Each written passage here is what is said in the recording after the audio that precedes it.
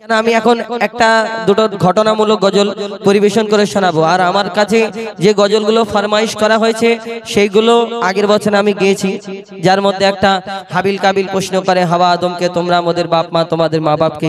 আগের বছরে গিয়েছি আদমের কদম ধরে হাওয়া মা কেঁদে পড়ে, এই গজলও গিয়েছি। কিন্তু আমি এই বছরে একটা নতুন গজল পরিবেশন করে শোনাবো, বিনা দানার খেজুর। আপনারা এর আগে আমার ইমরান ভাইয়ের মুখ থেকে শুনলেন বুড়ি মার, আমার নবীর আদর্শ, আমার নবীর জীবনী কেমন ছিল এই দুনিয়াতে। এটাও আমি আপনাদের সম্মুখে একটা ঘটনা তুলে ধরবো।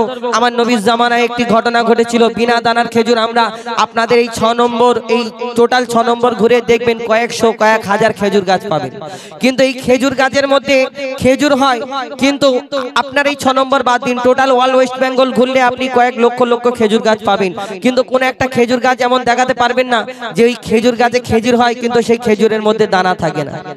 বিনা দানার খেজুর আপনারা আমাদের এই পশ্চিম বাংলা কেন ভারতবর্ষের বুকে পাবেন না, কিন্তু আরবের বুকে একটা খেজুর হয় বিনা দানার খেজুর। হাজি সাহেবরা যারা হজ থেকে হাজি সাহেবরা খেজুর আনে, ওদের মধ্যে থেকে দেখবে ওই খেজুরের মধ্যে থেকে অনেক খেজুর, লম্বা খেজুর, গোল খেজুর, পাকা খেজুর, কাঁচা খেজুর, তার মধ্যে একটা বিনা দানার খেজুর। এই বিনা দানার খেজুরটা হলো কোথা থেকে? আমার নবীর জামানায় একটা ঘটনা, সেই ঘটনা ইনশাআল্লাহ আপনাদের সম্মুখে তুলে ধরবো, কিন্তু তার আগে আরো একটি ছোট্ট একটি হামদে বাড়ি তালা পরিবেশন করে শোনাবো কবি ছন্দের মাধ্যমে। অতি মূল্যবান কথায় লিখছে, দেখুন একটুখানি প্রথমে যেরকম গাচ্ছিলাম আমাদের ওই একটুখানি প্রেশারটা তুলে দিন। হ্যাঁ করছি ভাই, একটু বেসটা কমিয়ে দাও। হ্যালো হ্যালো চেক, আমার একটু টোনটা বাড়াও, বেসটা একটু কমিয়ে check. Hello check check. Hello hello check. Hello hello, একটু গেইনটা একটু বাড়ানো। চেক। হ্যাঁ হ্যালো চেক। হ্যালো আমারটা। Hello check. Hello hello check check. Hello hello check. Hello hello check. ঠিক আছে, ধন্যবাদ। তো আমি তার আগে ঘটনামূলক গজল বলবো, অনেকক্ষণ আপনারা ঘটনামূলক শুনেছেন, তাই আমি একটা ছোট্ট করে হামদে বাড়ি তালা পরিবেশন করে শোনাবো ছোট্ট করে, তারপরে ইনশাল্লাহ আবার ঘটনামূলক গজল পরিবেশন করে শোনাবো। কবি ছন্দের মাধ্যমে লিখছে, দেখুন এখানে প্রত্যেক মানুষ উপস্থিত আছে, আমরা সেই মহান আল্লাহ পাক রব্বুল আলামিন তানার বান্দা। আমরা যদি তানার জিকির ফিকির করতে থাকি তাহলে কি হবে? আল্লাহ রাজি খুশি হবে। তো সেই সম্পর্কে কবি ছন্দের মাধ্যমে অতি মূল্যবান কথাই লিখছে, দেখুন এই আল্লাহ নাম, এই আল্লাহ আমরা যদি সারাদিন অন্তর থেকে জপতে থাকি, আল্লাহকে ডাকতে থাকি, আমি যদি কোনো মানুষকে ডাকি একবার দুবার তিনবার চারবার পাঁচবার ছবার যদি ডাকি, সেই মানুষটা যদি আমার উপরে রাগও থাকে, সে একবার কি হয়েছে রে কমসে কম রাগেতে একবার উত্তর দেবে। কিন্তু সেই মহান আল্লাহকে যদি আমরা বারবার বারবার ডাকতে থাকি, আল্লাহ কোন ডাকেতে আমাদের সাড়া দেবে কেউ বলতে পারে না। তো কবি ছন্দের মাধ্যমে সেই সম্পর্কে অতি মূল্যবান কথাই লিখছে, দেখুন দমে হর দমে আল্লাহ আল্লাহ জিকির ফিকিরে আল্লাহ আল্লাহ, দমে হর দমে আল্লাহ আল্লাহ জিকির ফিকিরে আল্লাহ আল্লাহ, দমে হর দমে আল্লাহ আল্লাহ জিকির ফিকিরে আল্লাহ আল্লাহ, দমে হর দমে আল্লাহ আল্লাহ জিকির ফিকিরে আল্লাহ আল্লাহ। যতই জপি আমি এই মধু নাম, যতই জপি আমি এই মধু নাম, ততই ভালো লাগে মাশাআল্লাহ। দমে হর দমে আল্লাহ আল্লাহ জিকির ফিকিরে আল্লাহ আল্লাহ, দমে হর দমে আল্লাহ আল্লাহ জিকির ফিকিরে আল্লাহ আল্লাহ। এই নাম জপেছে ওরে যে জন, একুল অকুলে ধন্য সে জন, এই নাম জপেছে ওরে যে জন, একুল অকুলে ধন্য সে জন।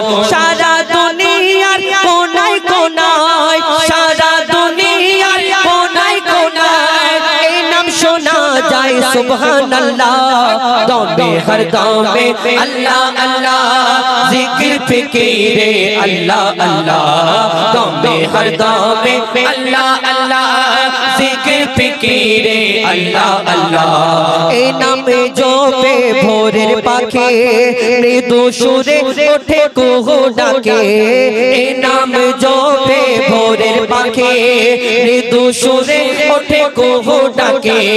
কোয়েল কোয়েল ওই ময়নাটিয়া, কোয়েল কোয়েল ওই ময়নাটিয়া, এই নাম জপে আলহামদুলিল্লাহ। জপে হর দমে আল্লাহ আল্লাহ জিকির फिकीरे अल्लाह अल्लाह दमे हर दमे अल्लाह अल्लाह जिक्र फिकीरे अल्लाह अल्लाह এই নামে আছে এত মধু এই আল্লাহ এই শব্দটা এত মিষ্টি এত মধু যদি আমরা ডাকতে থাকি সারা জীবন পার হয়ে যাবে কিন্তু এই জীবনের ডাকা আমাদের জীবন পর্যন্ত সারা জীবন আমাদের মরণ পর্যন্ত বাকি থাকবে যদি একবার মহব্বত লেগে যায় আল্লাহর নাম এই দুনিয়াতে আমরা কলব জিকির করতে থাকি যদি মন থেকে ডাকতে থাকি যত ডাকবো যেন মনে হয় কম হয়ে যায় সারা দিন 24 ঘন্টা জপতে থাকি কবি ছন্দের মাধ্যমে আরো কি লিখছে দেখুন অতি মূল্যবান কথাই লিখছে দেখুন এই নামে আছে এত মধু যত ডাকি বাকি থাকে শুধু এই নামে আছে এত মধু যত ডাকি বাকি থাকে শুধু মজিবুলের ওই নিরাশ দিলে মজিবুলের ওই নিরাশ দিলে এই নামে শান্তি জাযাকাল্লাহ দমে হর দমে अल्लाह अल्लाह जिक्र फिकीरे अल्लाह अल्लाह दमे हर दमे अल्लाह अल्लाह जिक्र फिकीरे अल्लाह अल्लाह যতই জপি আমি এই মধু নাম যতই জপি আমি এই মধু নাম ততই ভালো লাগে মাশাআল্লাহ দমে হর দমে अल्लाह अल्लाह जिक्र फिकीरे अल्लाह अल्लाह दमे हर दमे अल्लाह अल्लाह जिक्र फिकीरे अल्लाह अल्लाह दमे हर दमे अल्लाह अल्लाह जिक्र फिकीरे अल्लाह अल्लाह दमे हर दमे अल्लाह अल्लाह जिक्र फिकीरे अल्लाह अल्लाह শুনে একটি হামদে বাড়ি তালা আরো একটি ছোট্ট করে পরিবেশন করে শোনালাম এবার ঘটনামূলক গজল আপনাদের সম্মুখে তুলে ধরবো শুধু এই গজলটাই শুধু এই খেজুরের ঘটনা বিনা দানার খেজুর শুধু এই খেজুরের ঘটনা নয় এই দুনিয়াতে আমার নবী দোজাহানের বাদশাহ হুজুরে আকরাম সাল্লাল্লাহু আলাইহি ওয়াসাল্লাম যখন দুনিয়ার মধ্যে তাশরীফ আনেন মা আমিনার ঘরেতে আল্লাহ পাক রব্বুল আলামিন তাকে কোনো রাজার ঘরে মন্ত্রীর ঘরে উজিরের ঘরে পাঠায়নি আমার আপনার নবী দোজাহানের বাদশাকে এই দুনিয়ার মধ্যে তিনি মা আমিনার গরিব ঘরেতে পাঠালেন যারা আব্বাজান ছিলেন না এই দুনিয়াতে যারা আব্বাজান ছিলেন না এই দুনিয়াতে আমাদের বাচ্চা কাচ্চা জন্মগ্রহণ করে আমরা আগে থেকে কত খুশি মানাই কত কি রেডি করে রাখি তৈয়ারি করে রাখি বাচ্চা কাচ্চা নিয়ে খেলা করবে কত কি করবে আমার মা আমিনা চিন্তা করে হ্যাঁ সেই সময় রীতি রেওয়াজ ছিল ওই দাই মারা এসে নিয়ে যেত দুধ পান করাতো তার বিনিময়ে কিছু দিতে হতো মা আমিনা চিন্তা করে হ্যাঁ আমার এই সোনার চাঁদ মোহাম্মদ সাল্লাল্লাহু আলাইহি সাল্লাম একে লালন পালন করব আমি কেমন করে কেন আমার কাছে তেমন কিছু নেই কেমন করে লালন পালন করব বড় চিন্তা করে মা আমিনা আল্লাহর তরফ থেকে কি সান্ত্বনা আসে কবি ছন্দের মাধ্যমে অতি মূল্যবান কথায় লিখছে দেখুন